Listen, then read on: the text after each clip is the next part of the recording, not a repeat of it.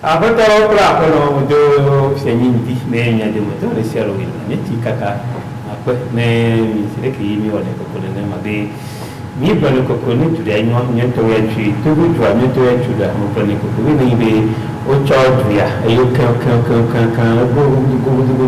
ya ka ka mo tu bu ji ni e wo be ni tu bu na do ba ya be be ki nya ti te le tu chi nya ble ya ba do la do ya ni juwa ni yang film soalan itu buat ni buat soalan, wamu dulu no jawab, ni cuma yang apa ni dulu wala dekem, apa ni itu dulu ni dengan dia, aku tahu proses yang banyak ini, aku tahu jelas mami dia yang banyak, aku tahu yang apa kecinya no, dia ni apa ni ada sana dia tu itu keju.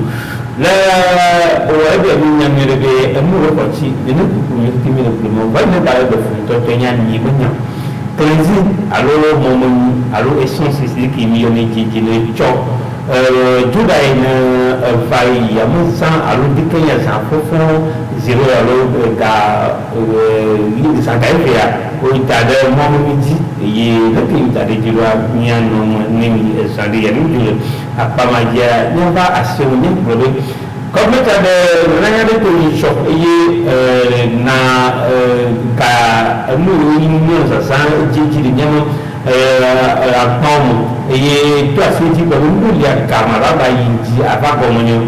Ani mo wale government ya alo dan pana asrani no wale ebi le pomo le kontrolo le dasi mo ji mo le ji ba pomo wale to mo yani ni za ade enju ya panja ko ti para charu ki chaude altra malina nyawro de pe muri do malidwa le ya pama ya mo akinwa matu wali lui ya no sima ma che gananya ka to wi le bonya aku to krite Afrika ini ku Iran ija anu ko yang kita bezo yo la fofo misawedo sawa awu do to odo do kita beratan do to no ka wijina ko magno aku ya kan do mi nyangire ne nyibe o amu to ni anyina nde yi jona jindu na nyamudu ni si ava no ba nyapo yi jeta jana fio ko be o pona yu nyamu na o bobowa dona jijono ka nyato duwaji enkai da Afrika ni nyini wala beto mia besita ni bon les va mia te communiqué de presse qui de tout indiqué à fait association solidarité planétaire branche du Togo qui est association de proposition pour inflation ko baro et son minuit d'eau produits pétroliers aussi. Parmi les premiers inflation le normal. Parce que tu prends, tu rentres soumettre une population l'état d'urgence interne. Assemblée au voter. Voilà l'état d'urgence sanitaire. Et que même volant nous trop. Limite par le bébé. Là, tu vas avoir bien un confinement phare. Elle va tout barrer au bout de phare. Donc, même l'État normalement, l'économie est en souffrance. Pendant cette période-là, on a créé sur les clous. Il y a augmenté les pigeons parce que tu crois le doyen. Mais contre tout attentat, il est pas du tout pour faire. Au état de sanitaire, il est nouveau. Ça n'est pas au crédit bien négocié. Zani quoi, au crédit c'est négocié. Zani à quoi, ils sortent de la midi, presque je crois 200. Et son poids, le béquois, on va pour le midi, mais non, 625. On a une station, là, le monde tient du coup dans le bureau, on a dit 700. Mais vifia, nous sortons pour vivre au SMIC. Et pour le salaire minimum, que tu crois, 6 000, il faut te le dire que lui dit, mais c'est le cas. On dit là que au Kenya en fonction des postes de dépenses, pour de nous qui caractère plein, il y a des droits de 30 jours. Et le niveau dire, le niveau sort, nous poste de dépenses, et nous gérer la gare. Par exemple, on a des postes de dépenses venir. Et s'il y a pour autant, pour ça, les dépenses, et piscine, et non, qui Quand on dit c'est dans Kikim, il veut dire à peu près 350 à 400 pour les dépenses. On va sur un citoyen américain. Mais par jour, nous ne battons plus. Et si nous ne battons pas, nous prenons un moment qui espère oui. Et il y a peut-être là, peut-être matin le 200. Et là, tu vas d'ici, 100 francs à l'autre pied. Et là, tu es le moulin dormi. Peut-être qu'elle a coûté à peu près avec tout 500 années minimum. Bon, elle a se soigné. On a calculé. Il a pas de dépenses journalières d'un citoyen. Il a son monté à des il faut 35 000. Là, tu as fait dire à moi. Il y a 50 000. On va le prix, le suivi économiquement juste. Pour la citoyen, vivre. Je ne sais pas trop. Parce qu'en économie, nous sommes le BABA. Le SMIC de l'Égodia, c'est presque 1200 €. Avec 1200 €, on a une pièce de fin. On a 30 jours. Nous, l'économie a été pour de jeunes les femmes. Voilà, Kofia, au SMIC, les transferts. Et on fait déjà, à fait déjà une pièce de coûter 15 000. Nous allons dire on a été vivre quoi. On a été soigné, on a donné la télévision, on a donné le chouban. Donc à transfert à pour vivre. Dans un pays pareil, l'État doit maintenir SMIC à transfert là. Il doit tout possible nommer inflation par le vent. Parce que quand il y a l'inflation, il y a un chapitre qu'on appelle l'inflation. L'inflation a 3 causes. Elle est une cause à méton. Et l'inflation entraîne l'inflation. Il y a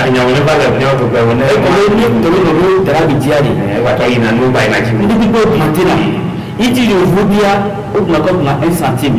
Il faut éviter l'inflation au maximum. Avec l'inflation, les gens demandent qu'on aligne le salaire. Il augmenter carburant de peut-être 20%, oui, j'imagine, en pourcentage, à peu près 20%. Il faut augmenter le salaire. Là, on a été à juguler l'inflation. Il faut augmenter le salaire. Il faut amener à essayer de à mon par refléter quand on a activité audio. Ce n'est pas possible. C'est d'éviter d'aller à l'inflation parmi nous, à éviter au maximum. Il y a des médias, je dis mais c'est outrageux, c'est scandaleux, c'est intolérable. Il y a une association qui va tout pouvoir. Et puis on s'est réunis en urgence. Et de communiquer tout. On peut m'appeler à des actions. Association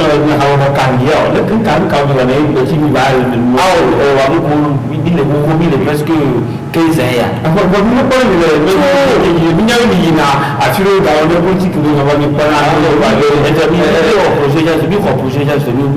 projet anti-Covid. Il y a un projet, on va faire on a tonton,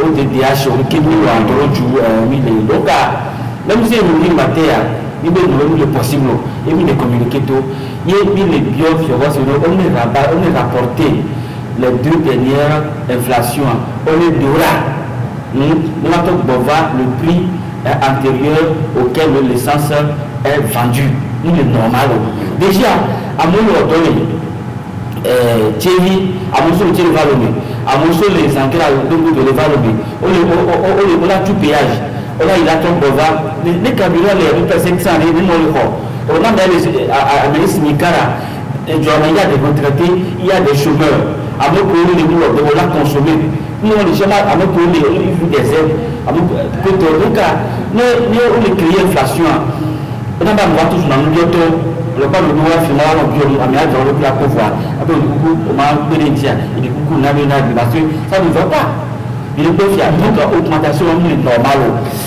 parce que au Ghana grand produit pétrole Nazi a les produits pétrole Togo toi, les lois à l'eau, il y a d'autres politiques qui polémiques. Mais au Ghana, côté, il y a le pétrole, il y a aussi le pétrole nigérien. Parfois de terre, on peut s'approvisionner. Il est peu fiable. Donc, je peux y donner le gouvernement à des temps pour tout le monde avec famille, les cas,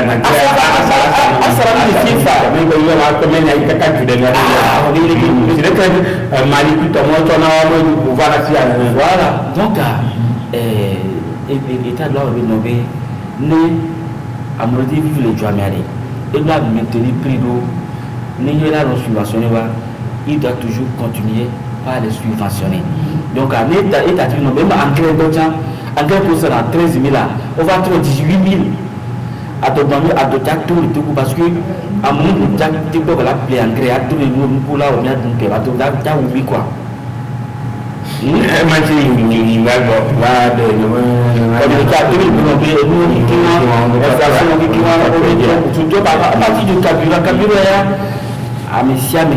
Se déplacer là.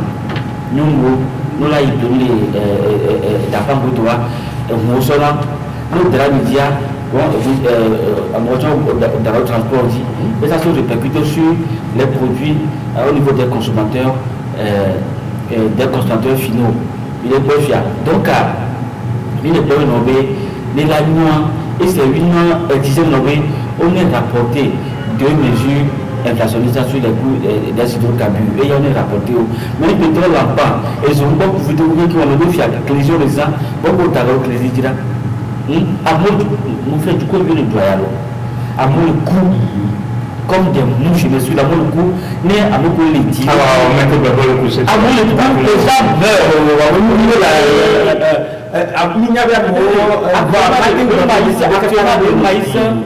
Il y a d'autres filles, il y a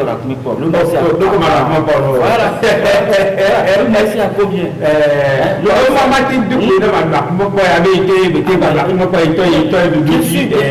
Honnêtement, pour dire ce donc,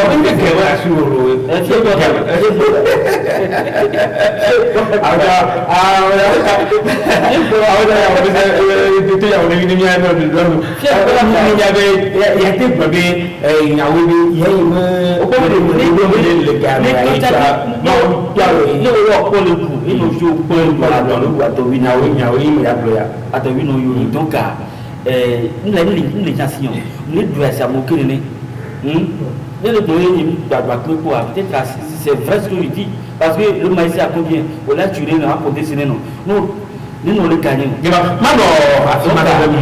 Avec nos revenus, des chômeurs et des agriculteurs qui n'attendent que la pluie pour pouvoir produire, qui s'y adjustent des agriculteurs, non pas le voisin, comme on le voit à Choupon. Donc, c'est le moment que l'État doit pouvoir aider, voire au contraire, et il va créer inflation d'arrêt.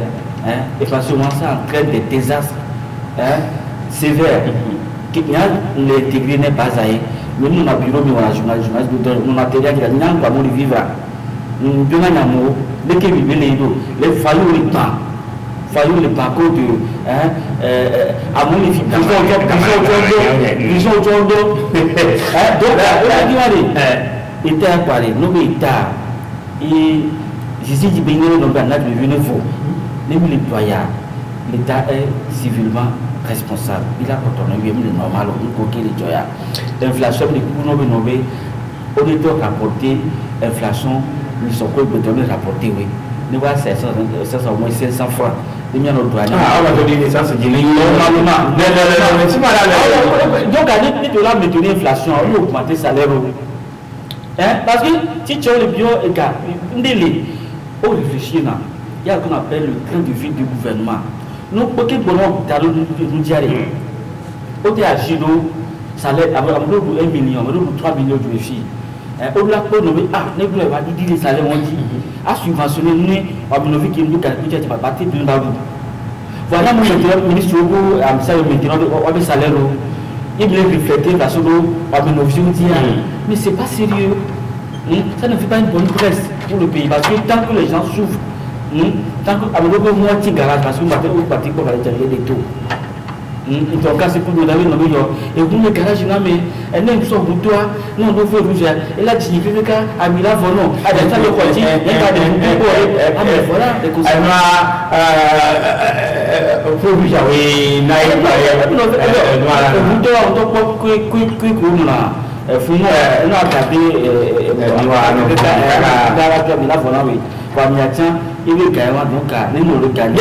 ababaji tututu ke ma do no ide ka fe ne ma gro no bi le emumia ni pe o dara aniji le dara mijiwa ni apa be essence alo imi jine jiji ga sese ga me ya ni jije ma ade ko pono ya ni ga ni mi jina wa be essence super samplon ya jije ma de pono ta ni bijo o maton bien ka to bijo matin mo ka bijo matin ma ji la mi a pas vu du sibin à part de la yele si ko pétrole alors il nous dona joie ami nous dona joie yeni bijo ma aton de en tout le bijo ma atem ya la ay ni du temps le temps il y a au le c'est bijo ma engrais ni ya le saya yini agbo gazuel to na moto to moa mi pa yi di jama den ku dewi of ya ni aben le mo ke mi a ayi wo mi to duna do ni gazel ni gazel bitan to moa ani to mi gazel ave ko ya mo ko jade ko de jonen ku ya parlement de ma problème le simo wa ko jade problème le gabon ya e ko du disibi mutin inte cho kapoporo le de mo kapopuma wobe nebe ga ya to ko ni jabe to bije ma to die kukuno ma ni essence to déterminer pour no yi do ani wa o tara ba yo to jeji pata community afoso ya ko ile bobo to mo le yi ko mbara ile tan o da o de jeji de cap alors de jeji alors de jewi ni le doji community en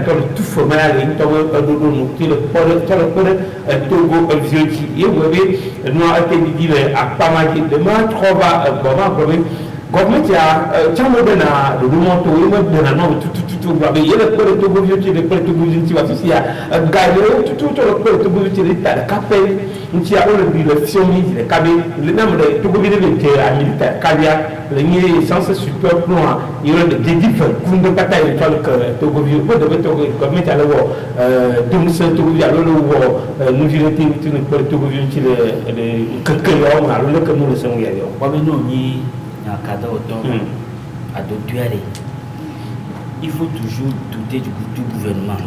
Il n'y a qui feront les blancs. Il doit douter. Parce que. La canne, on maintenant le mettre en doute. Il y a qui 200, le 300. Moi, je mets ça en doute. Pourquoi je mets ça en doute? Toujours bien, je raconte la mienne. Mais il y a une recette. Les meilleurs côtés, on a. Pas moi les filles. Il y a des réponses ou non. Il y a phosphate que ça vient de ça. On le sait faire les pandélis. On le raconte à la mienne.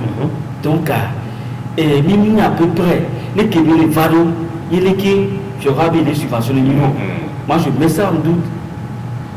Oui, c'est bien. Il m'a dit oui, bon, il y aura des pénalités à 214. Je mets ça en doute. Il veut que tout soit clair. Il n'y a beaucoup de gens pour éviter de créer Rosa, au début salaire élevé. À mon nom, il y a avec le 4 supérieur, que 5 millions, 6 millions, au bout il y a peut-être de moins millions. Avantage d'eau, nous avons vu qu'il est. Quand on va vivre, on va payer 100, 600, 500. Les bâtis, il a couvert. À mon nom, il y a tout pour faire. On ne peut pas mesurer le plutôt. De deux, à plus ça le fond, à mon les fingers. De tout le monde les manipules, avec tout le monde les coups, on me le dit, est-ce que les gars, à mon surfacturation, nous m'avons le job, à mon les fingers, et on dit on dit assainir l'économie, à dégager une recette vidée, à se financer avec nos vieux gens. Mais on maintenir, nous bien à l'autre, nous jetons sur le consommateur final. Quand alors, à médias, c'est-à-dire que des médias pour la bonne quantité de la Bible. a dit que le quand il a dit alors il a augmenté qu'il a augmenté bah non plus il y a pas le droit gouvernement pévidéo là pour pévidia sur la béni mais ça abîme le corps il se voit lui c'est pas normal hein ne on ne peut pas et Dieu me tient si vous créez inflation là il y a pas de mesure d'accompagnement beaucoup hein donc il y a les qui viennent comme l'Afrique qui votent il y a le Covid va les que le vote on relance économique le encore moi dit le cas le vote sont gars le vote comme vote sur la gare au gars au manamu sont redémarrer l'économie en tout cas pour regarder le lien on l'a maintenant pour parce que pendant 2 ans aussi on a faillite non la foi est gagnée l'autre sur la gare et manti a beaucoup qui Pablo dia alors nous nommé la soka et Olympia et ben soka nyao Nigeria ko Ghana choncho no oui Nigeria au Sonaka nous Nigeria les riches sont pays francophones nous sommes Ghana via Ghana les bifans les tout le terreau parce que Ghana produit un café cacao nous Ghana c'est café cacao na France France tu n'as fait directement en euro qui bien voilà pour tout le film ça nous en France mais elle a bien en France c'est fa on a 3 on est carré on a des 50% avec taux de convertibilité on a des motos après il a pas 40% ligne avec un marketing se développer vous serez toujours pauvre et nous avons pas c'est couturé et puis il faut dire que tu as créé il va non indépendant c'est où tu le créer fan qui est ni de façon autre chauffeur qui n'est pas besoin mettre du valeur pour oui nous sommes bien gâteaux donc il y avait qui créer encore 4 balles pour nous on tirer là quoi on se tendre la vie oui c'est triste ça fait mal parce que même il a nous va passer mais nos enfants mais ils étaient wafou il y a du trop il y a nous les alors Afrique était donné monnaie unique il y a les commerciers pour d'Europe non il gagne la vie fiable quand il commercier pour aux États-Unis va faire parce que à peu près au Sonaga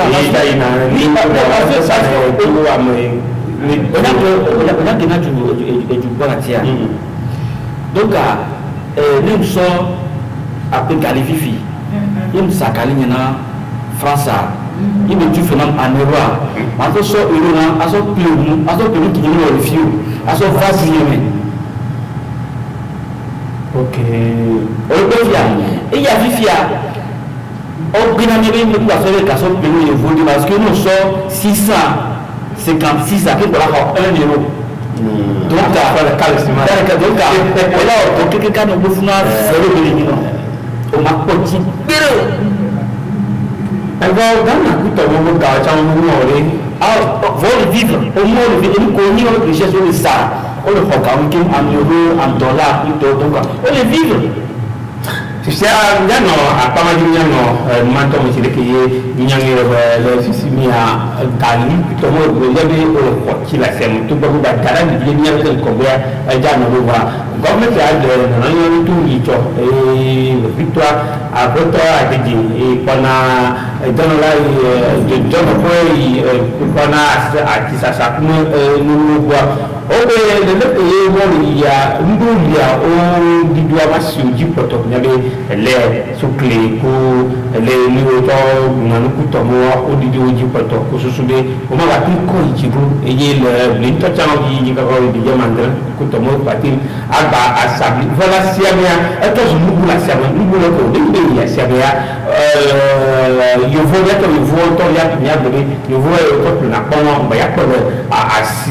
le il voit le système il le ça na kotokuya ela to kotoku ba kotoku ba pa lu to ya mo ni to to ti si mo ba ko mo no ya mo do to ta mo yo ti je ya ko na de ya ko to si ka de mo ko ka si ke ni me yo ba wo to no yu fu mo ko ba o no le no de ya bo de ameliore le government wa te po ile na ni to bi yo da si ni ji yo apolo ke ya yo cha na ya won o lu mo ba won e yo da lo mo ji le ka si yo ti da lo de ko wo mo ba to le ji question que je posée et ma bonne nouvelle il y avait effet d'annonce il y a pour nous là il y a pour nous là nous devons contrôle de prix ministère du commerce là le côté jeune étudiant qu'on la comme notre repos à Daouno on est assuré mais il y a une innovation alors l'enquête on est inscrit qu'on enquête ça là c'est payé aussi bien on leur demande le poids et sur le fait d'annonce donc autant de couplets et nous avons la CA donc anarchie totale et c'est nous consommateurs qui en souffrons parce qu'on ne produit pas tout donc on a permis oui donc et puis en continuant nous sommes famille de blé sans les adhérents camions famille de blé et les exonérés de la TVA.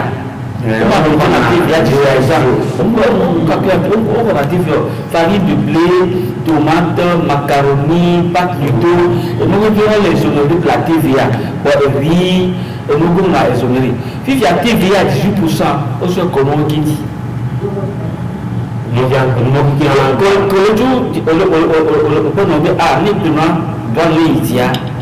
C'est plus cher pour donc ça rend plus cher la vie. La revente donc des produits. Mais le défi, donc il n'y a pas un contrôle sérieux, les plutôt de l'année. Sinon, pas non, 1000 francs, alors 900 d'euros, il ne pas 1000 francs, c'est parce que là tu descends un peu tôt. C'est ce que nous voyons à dans les termes. C'est ça. Alors qu'il faut dire qui est venu père ou mère de famille nombreuse là. On a mes subventions pour vous aider à pouvoir consommer. Mais je peux dire d'accord, c'est ça. Donc vous faites un peu donc il faut que nous exercer le contrôle parce que ma fille pour faire 1000 léas. Mais il y a de nombreux léas, une paye 100, 500. Il va y avoir mon 700, il y a des nations qui ont allé l'appeler. Voilà le contrôle de plus haut lit. Donc on a dit ça va lire. On a l'enquête que tu as. Là c'est prix économiquement juste. On l'appelle normal. Parce qu'il y a le pouvoir d'achat. Il y a le pouvoir d'achat. Et quand il a 6 mois, il veut nous la déplie. Le peuple donc, nous sommes comme on a début 3 jours, alors qu'on dit SMICA, on dit SMICA, 35 000 ans. C'est-à-dire que peut-être, tu as juste une semaine de vie sur les 30 jours. Et le reste du temps, tu deviens mendiant, tu vas t'endetter. Le peuple donc, le pouvoir d'achat des ménages aujourd'hui est très faible. Parce que nous, on sort à Simea. Nous, on l'appelle, nous avons soulevé le Garafo.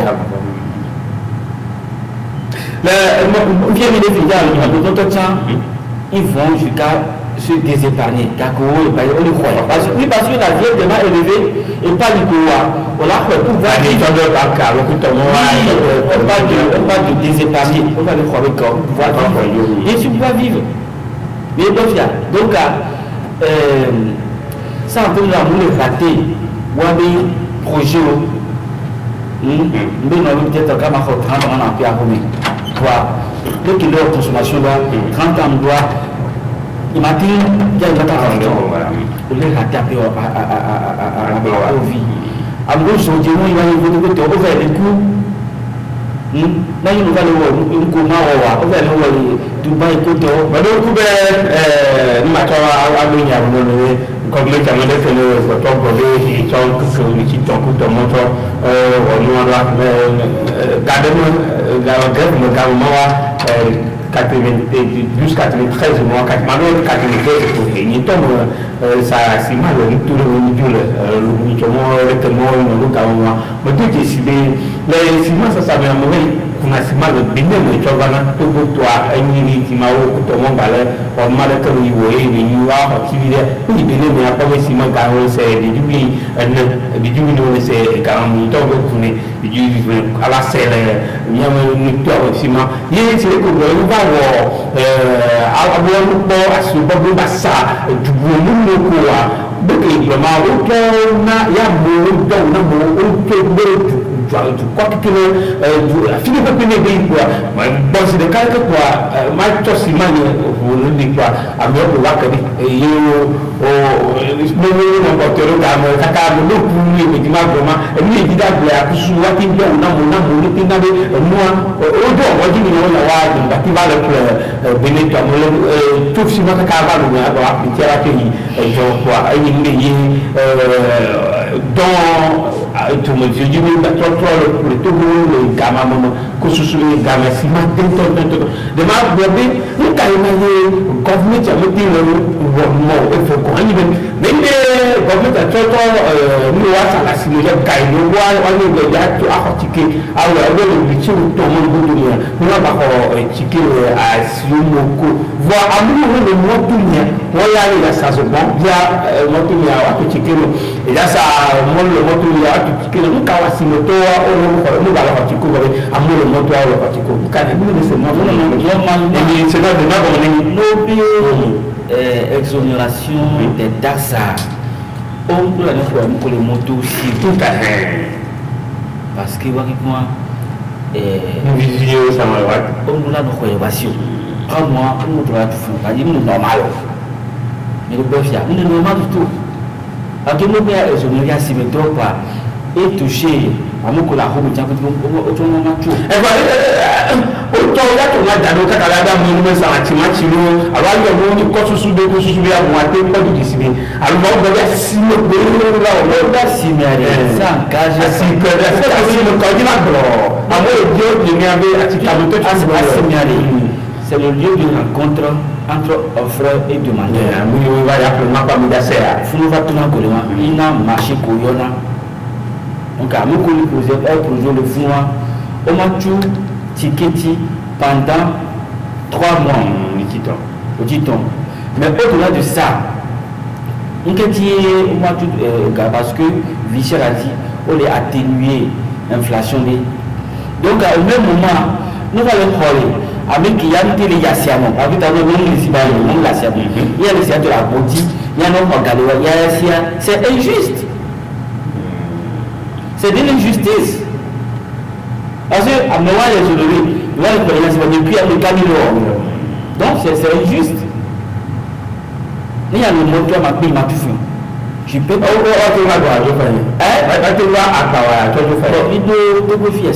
avons ce qu'on appelle médiateur de la République. Il y a un médiateur il y a un médiateur aussi maintenant on a la nommé mais après nous a connu le droit et agit. Il y a un médiateur le médiateur il a pour mais chose accorde pas on va sur le médiateur.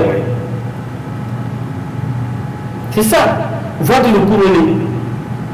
Il est bien fier. Donc tout est pour être la constitution. Va éviter les ailes. Parce que nous sommes dans un état gendarme.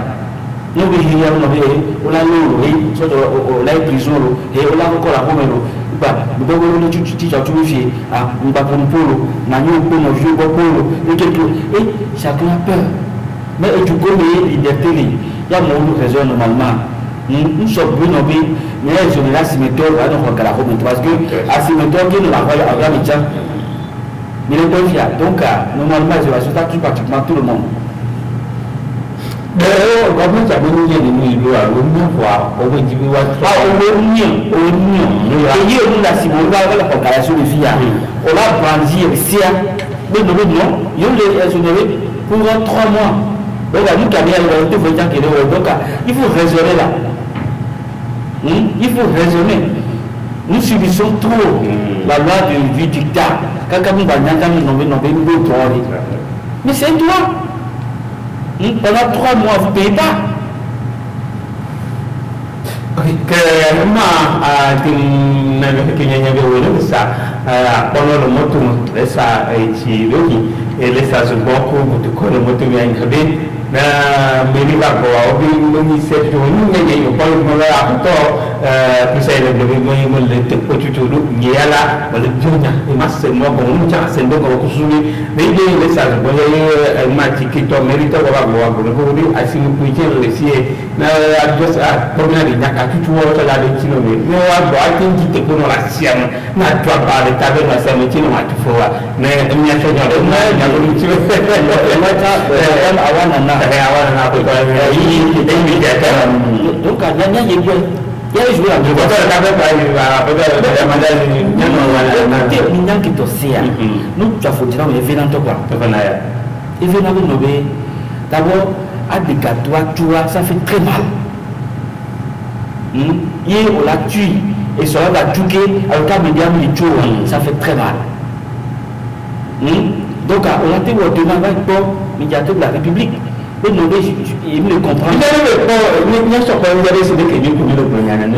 Et il y a une association de Romaturia, et il y a un top pour elle.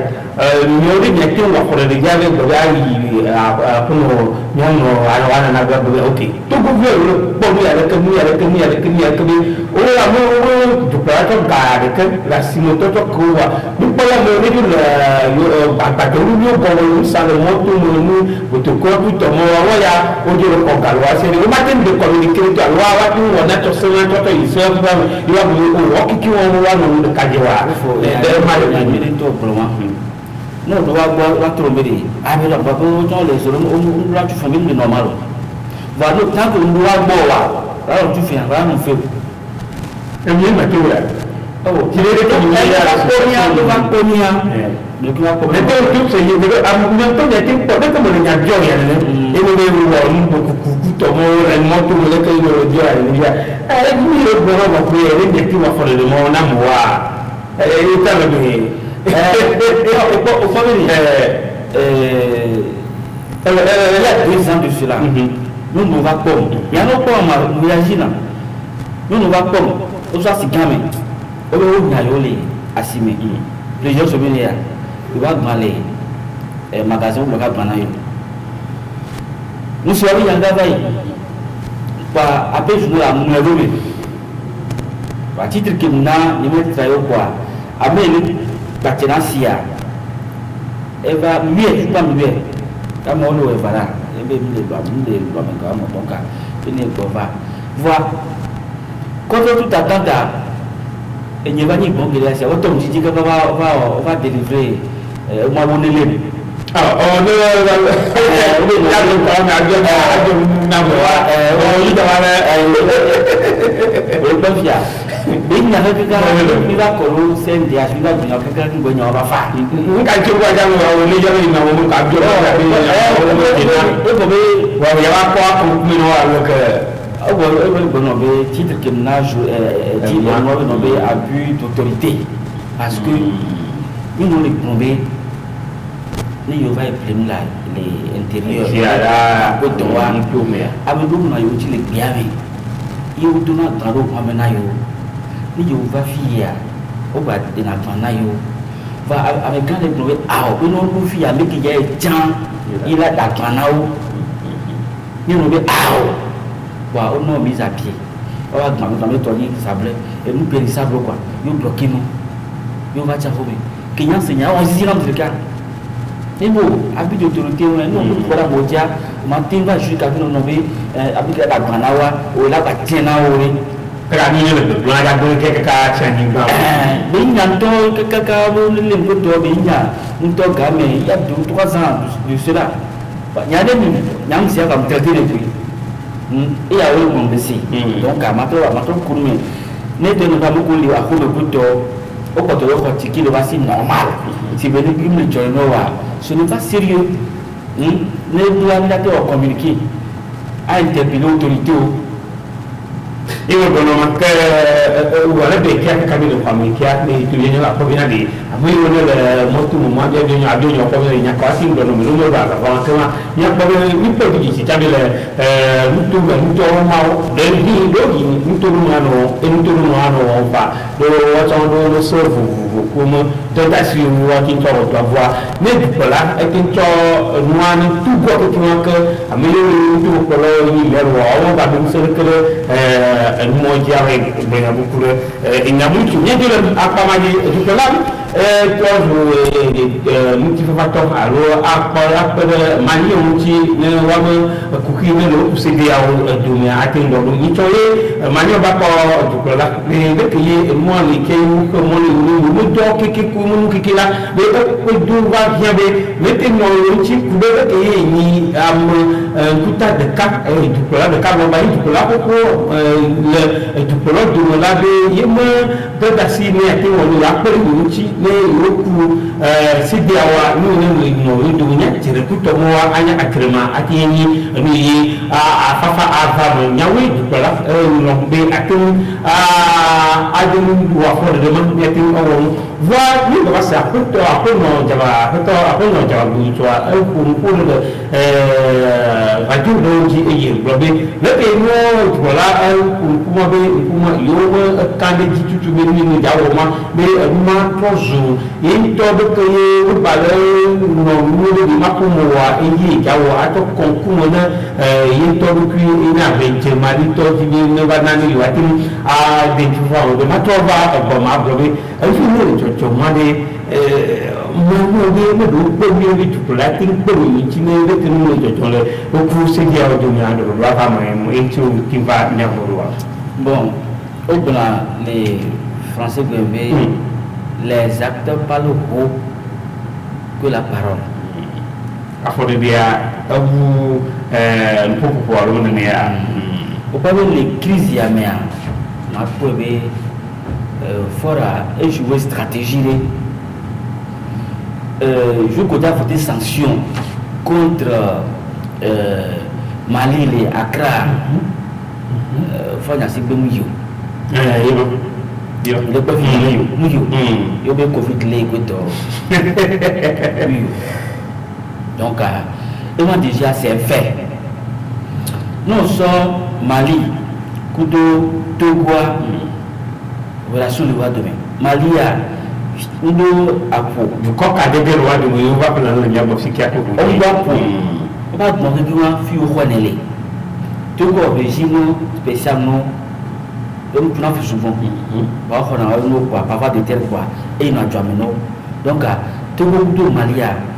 Quand tu nous le loi demain. Il est pas fier. Donc Mali va pas au même moment la Togo fia France ça n'a Togo sous bon les sous bon mais toi non sous bon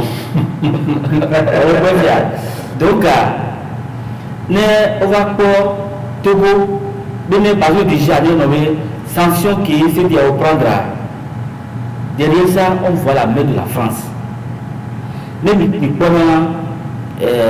le président français Macron ben, il dit à l'est que non, que bon, lui se soumet à chaque décision prise par l'ONU, par la CEDEAO ou l'Union africaine.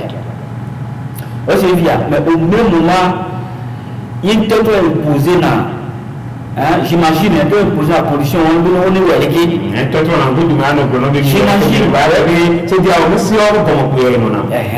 Donc, et c'est une question stratégique pour la France de dire que moi je ne suis pas dedans, c'est vous-même qui avez pris la décision de sanctionner le Mali et ça n'engage que la CEDEAO, l'Union africaine, non l'État engagé.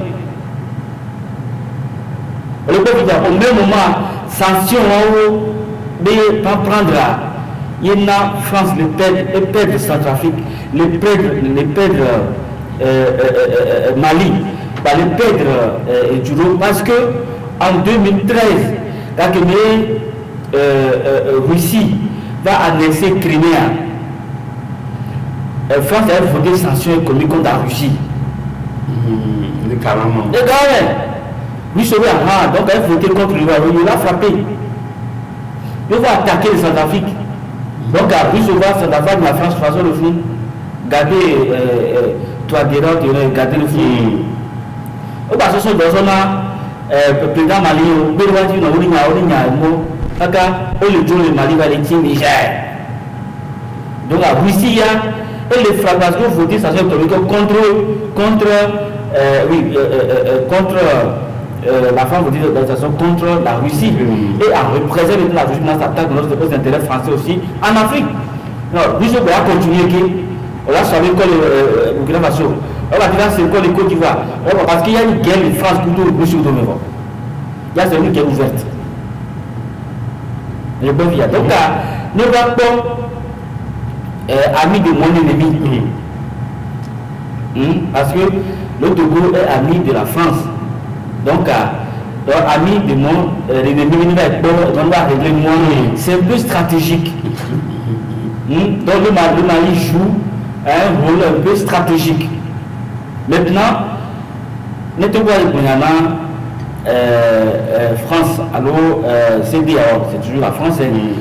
Donc, France, l'ATC. L'ATC, il va te dire, mesure pour ton frère. Ni ami le problème le politique balo de deux mois que on a failli pour aller il va toujours pour régler le problème du tout là. Quoi qu'on dise ça, nous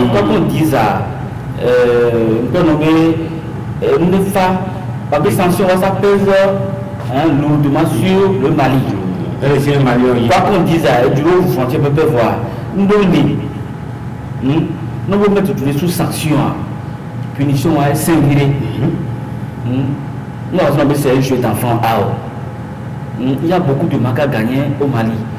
Et si le Mali a au Togo de jouer un rôle auprès de la CDAO, de la France, c'est parce que on y va relâcher virer. Et le bon fiat. La bonne temps, au fixé calendrier pour la transition. Même si si le temps paraît un peu long, mais c'est quand même fixé. Au CDRA, nous le Norvégien. Donc il faut aller, donc les présidents faut vivre jamais. Pas le port France. Moi je dis c'est la France, c'est nous qui le fait subir dans Mali. C'est la France. C'est la France. Et nous devons voter cette loi malgré. C'est la France, c'est la France. Donc nous ne sommes pas libres. Et quand nous avons c'est CFA, colonie française en Afrique, il y a une commune présentement.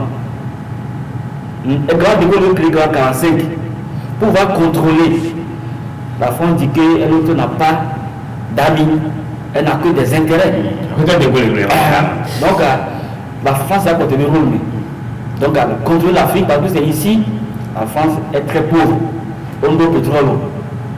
À Tissam de Wassi, on a Platia.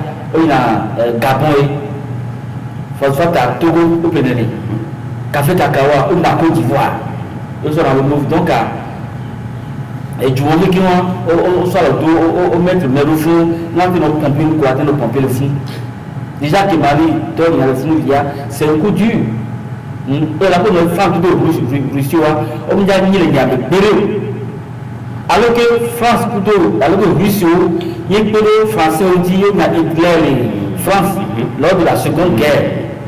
Il y a des mazans qui ont été à Sireke,